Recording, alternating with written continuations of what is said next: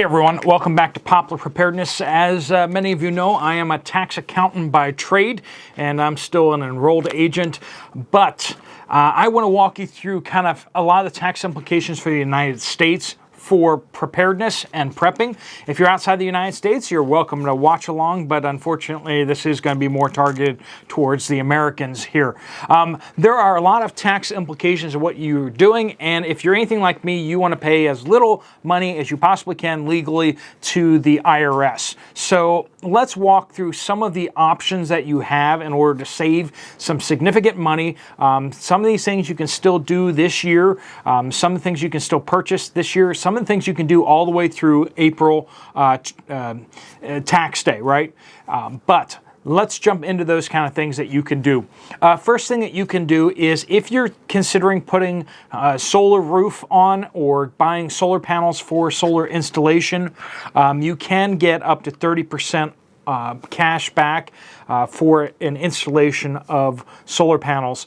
You can also do the same thing with like geothermal. I don't know if you've looked into geothermal at all, but basically instead of your collector, like a heat pump actually pulling in, or air conditioner pulling in air from the outside and using that to kind of pump energy out of, or pump energy into, depending on which way you're going with that kind of thing, cooling or heating. What it does is it circulates liquid underground through pipes under your backyard or near your house, and then brings that fluid back in, and it sucks the heat out of the ground, or it pumps your heat into the cool ground, which is a lot more efficient.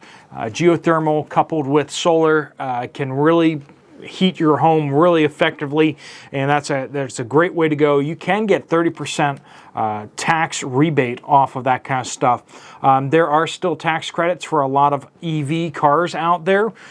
Tesla has lost a good chunk of their tax credit. So if you're looking at getting an EV, an electric vehicle, that's one way to go there too. One of the biggest conversations that we have when it comes to taxes in the United States is your retirement accounts. If you're employed or if you just have income in general, you can, generally speaking, open up an IRA. You can then put money into the IRA to defer taxes, right? The idea is you defer them all the way until you withdraw money out of them at retirement. Now, if you're concerned about crises happening in the next 6 months, next year or two, that's probably going to be less attractive to you. If you have some idea that there's going to be some stability, some kind of things holding together, then you may want to look at things like moving retirement. So you can do this. You can withdraw money out of your retirement accounts, okay? There is a penalty to draw it out early. If you're into retirement age bracket, you can pull it out without penalty, but you're still going to have to take that as income onto your taxes. So you have to pay the taxes now that you deferred from before.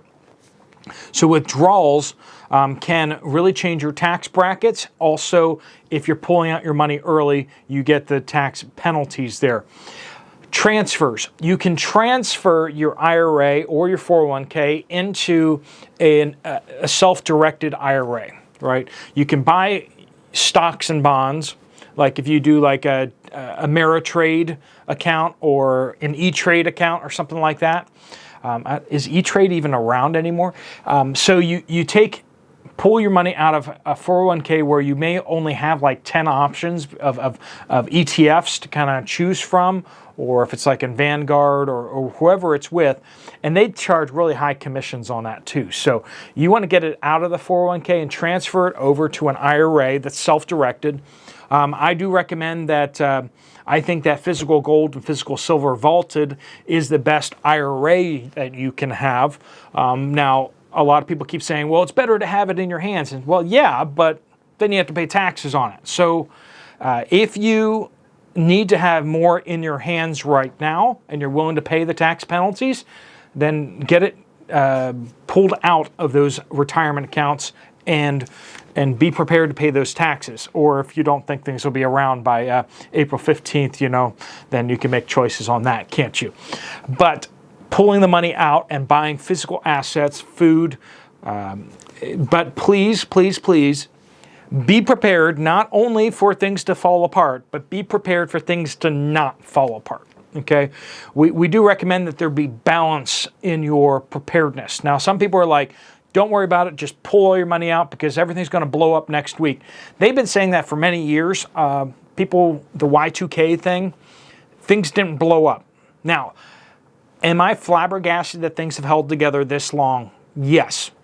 But I realize that things could change in an instant and things could go sideways real fast. Or somehow, the criminals that are running this organization, known as the United States of America, could maybe somehow pull this off for a little bit longer.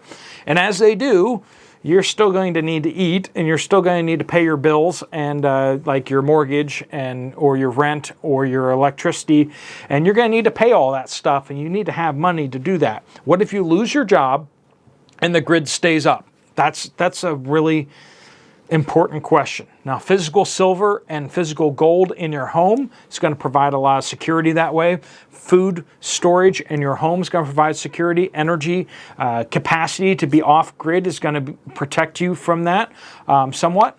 But you're also going to need to still pay some bills. If you have any loans out there, you're going to have to repay those if you haven't repaid them already. So if the grid stays up mostly and you need to keep making payments, are you going to be able to do that? Now, retirement accounts, you have to make a choice as to what balance is good for you. I think that retirement is important. Do I trust the government to keep their hands off my IRA and my 401ks? I don't, personally. You need to make that decision for you and your family. Because what happens if something happens to you? Is your family going to be taken care of? So life insurance policies and retirement accounts might make sense for you and your family still. If it does, I partner up with Genesis Gold Group because they're a great group of people with Jonathan. You can find them down in the comments down below as well as the description down below. Their phone number, you can talk to Jonathan about transferring out of a traditional 401k or a traditional IRA over into the self-directed IRA that's focused on vaulted gold, silver, and at least you have physical gold, physical silver that is yours in a vault in Delaware. So I know that's a solution for some people. I don't know if it's a solution for you. Give them a chat and they'll give you information and you can decide that for yourself. Okay, so withdrawals from your IRA 401k, then you got transfers, which we just discussed, but then also contributions. Contributions are a big one because you can defer taxes. So if you got a lot of taxes that are going to hit you this year, you can make contributions to your retirement accounts. Those you can usually make. IRA can be made all the way through April 15th. So that's good. You can keep contributing to that, and then you can then deduct that from your income for 2022. So playing that game is good, but remember that you are locking your money in there, okay? If you are not in retirement age, you're locking that money in there for... and you will get a penalty in addition to the taxes if you pull it out early. So that's kind of a plus or a minus. But these next couple points you're going to want to hear. Let's talk about some of the best ways you can save taxes. First off is small business. By having a small business, you can save a lot on taxes. You can expense a lot of things. So if you're a homestead or if you are producing food that you're selling to other people, suddenly a lot of things become, tax deductible. A lot of your gardening supplies become tax deductible. You get to depreciate places in your home that you're using for business purposes. So if you have a spare room that's not being used for anything, you can start deducting that. Businesses don't necessarily have to make money the first few years. But after 3 years of not making money and having losses, the IRS is going to start asking questions about whether this is a hobby, which you're not allowed to take losses on, or whether this is a business, which you are allowed to take losses on. So if you're just really bad at making money and you're just losing money, but you're expensing a lot of things that you would have to be paying for anyway, there can be a lot of tax savings in that. But having a small business or multiple small businesses really can be very beneficial for you tax-wise. That also does open up some opportunities for retirement accounts that you can do. So if you haven't started a small business and you're looking for some ways to kind of get around some tax liabilities that you have, starting up a small business and trying to make some money doing something on the side could open up some options for you to start expensing vacant rooms in your home, or things that you're already doing, like gardening supplies. If you have a hobby, by starting to sell those things and starting to try to make money on that, will allow you to start expensing your internet, start expensing your electric, a portion of your electric, and these type of things. So a small business could really make sense for you tax-wise. And a lot of homesteaders, that's not you're already trying to have a side business, right? But to kind of really scale it up a little bit so that you're self-employed in that fashion and deducting things, that works great. Next thing is rental property. If you have a bunch of money that's in your hands and it's not in an IRA, not in a retirement account, and you want to invest it in something that's going to be good, buying rental properties might actually be a great thing for you, especially as we see the housing collapse, the housing market collapse around us. There may be some really good deals to step in and buy some real estate for a lot less money. If you have your money protected in physical assets like physical silver, physical gold that you can liquidate when the market hits kind of bottom or whatever, or close to the bottom, and you can swoop in and start buying up some foreclosures or buying vehicles. But you can buy vehicles and you can actually rent out vehicles. So there are some services out there where you are like Airbnb, but for your car. And you can do that with a car that's like dedicated to that purpose. And that's a small business that you can run. You have to like clean out the car, and then you have to like arrange meetings for people who are going to rent the car. And then like the company does like insurance for you. There's a number of different services that do that type of thing. Other easy businesses that you can get off the ground are things like Rover, where you start doing dog sitting, or you have people drop their pets off and use you as like a kennel. So if you like pets, you can do something along those lines. But if you buy real estate, you can rent out that real estate. If you buy farmland, you can rent out to farmers. If you rent a home, you can rent it out to people.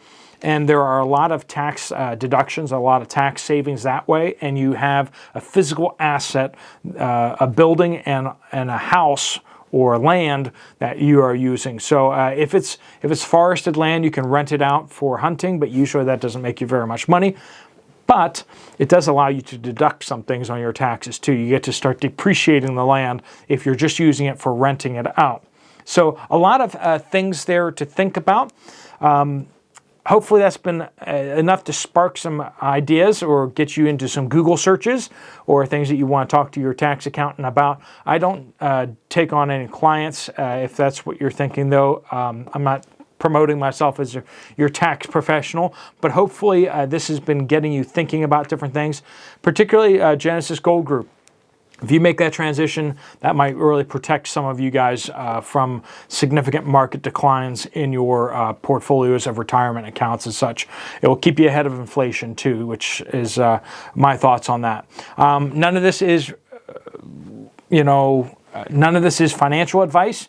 I can't talk about your tax situation. I can't talk about your financial situation without actually looking at your finances and all that. And please don't send that stuff to me. But you need to find someone that can help you with that. But hopefully some of these things have been helpful to kind of get you pointed in the right direction. All right, folks, if you found this video to be useful, helpful, you might want to check out this video right here. I'll see you over there, or I'll see you later. There is a link down below to sign up for the newsletter, which is very practical. A lot of tips and tricks, homesteading kind of stuff in that about what to do. And you might want to sign up for that. You just click on the link down in the description down below.